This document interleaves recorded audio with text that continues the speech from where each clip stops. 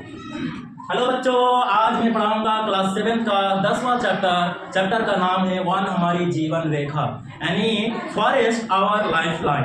पहले जानेंगे कि वन क्या होता है। सिंपल भाषा में परिभाषित किया गया है कि वन वह स्थान जहां पेड़ पौधा और जीव जंतु का प्राकृतिक रूप से विकास होता है, यानी उसमें जीव जंतु के साथ साथ पेड़ पौधा का भी विकास होता है।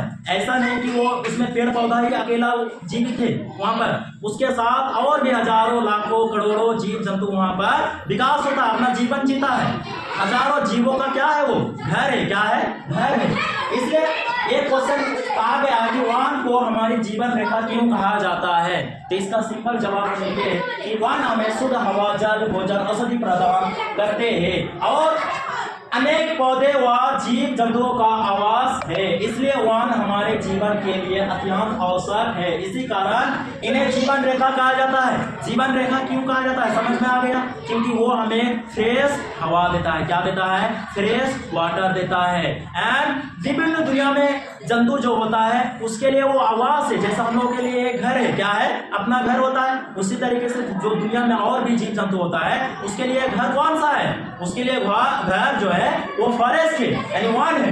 अगला क्वेश्चन इसको कहा गया है कि विद्यालय परिसर और सड़कों के किनारे वृक्ष क्यों लगाए जाते हैं? वृक्ष यानी जो पेड़ होता है, पेड़ पौधा, वो क्यों लगाए जाते हैं? यानी विद्यालय के आसपास में एंड जो क्या होता है अपने घरों के आसपास और सड़कों के किनारे ये पेड़ पौधे लगाने का मकसद क्या है? मकसद यही है कि जो हमें वायु मिलता है वो शुद्ध मिले, प्रदूषण जो है वो कम हो जाए। प्रदूषण क्या होता है? वृक्ष लगाने से प्रदूषण कम होता है। क्या होता है? कम होता है और वातावरण शुद्ध हो जाता है। अब जब वातावरण शुद्ध हो जाएगा तब क्या होगा?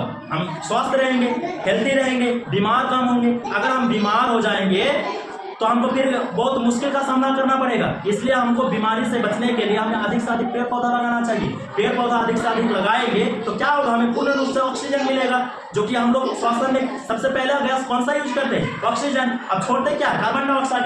आप यहाँ पर इसको पूरा करते हैं जिससे जीवन स्वस्थ बनता है। क्या बनता है? जीवन स्वस्थ बनता है। अगला सवाल क्या है?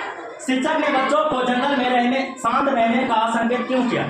ऐसा इसलिए करता है क्योंकि जो बच्चा होता है वो शरारती करता है, ऐसे चिल्लाता है, तो जो वन में यानी फॉरेस्ट में जो आक्रामक जीव जंतु होता है जैसे शेर हो गया, बाघ हो गया, वो शोर से वो क्या करता है? बच्चों के ऊपर वो अटैक कर सकता है। क्या कर सकता है? आक्रामक हमला कर सकता है। इस हमला से बचाने के लिए क्या करता है? टीचर पहले ही बोल देता है कि आप लोग शोर शराबा ना करें, कृपया शांत बनाए रखें और सबका नज़ारा देखें, प्राकृतिक का नज़ारा देखें। और यहाँ पर परिभाषा लिखा क्योंकि जंगल में रहने वाले जीव जंतु शोर हो सकते हैं और वे आक्रामक भी हो सकते हैं। अगला क्वेश्चन है, जंगल में रहने वाले जीव खतरे का संकेत कैसे देते हैं?